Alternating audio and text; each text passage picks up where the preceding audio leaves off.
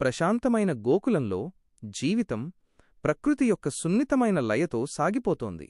నందుడు మరియు యశోద తమ కొత్త కుమారుడి రాకతో ఆనందంలో మునిగి తేలుతున్నారు. తన కన్నయ్య తమ జీవితాల్లోకి అంతులేని ఆనందాన్ని తెచ్చాడని యశోద మురిసిపోతుంది. దానికి నందుడు నిజమేనని, అతని రాకతో గోకులం పునీతమైందని ఆనందపడుతున్నాడు.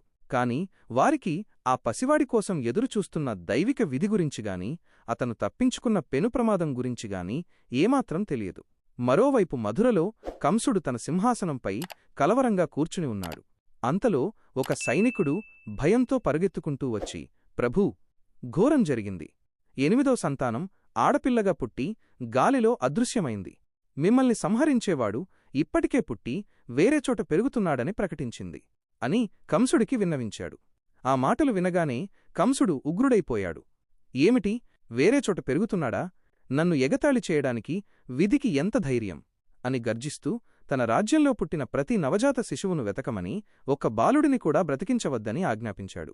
ఒక సలహాదారుడు ఇంతటి క్రూరత్వం ప్రజలను వ్యతిరేకంగా చేస్తుందని హెచ్చరించబోగా కంసుడు అతడిని నోర్ముయ్, మూర్ఖుడా అని మందలించి తన ప్రాణమే ముఖ్యమని, సింహాసనం కోసం పసిపిల్లల రక్తంతో భూమిని తడపడానికైనా సిద్ధమేనని ప్రకటించాడు.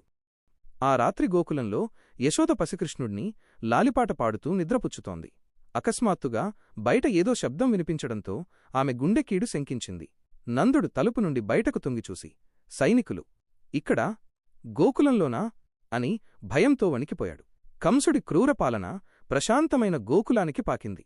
అతని విధిని తప్పించుకోవాలనే తీరని ప్రయత్నం ఆ గ్రామ అమాయక ప్రజల జీవితాల్లోకి చీకటిని తీసుకురాబోతోంది. నందుడు, యశోద భయంతో కృష్ణుణ్ణి గట్టిగా పట్టుకున్నారు. మనం ఇతన్ని దాచిపెట్టాలి.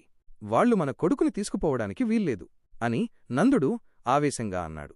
కాని యశోద, మనం ఎక్కడికి వెళ్లగలం? వాళ్లు అంతటా ఉన్నారు అని నిస్సహాయంగా చూసింది. వారికి తెలియందేంటంటే ఆ దైవరక్షకుడు అప్పటికే తన పనిని ప్రారంభించాడు.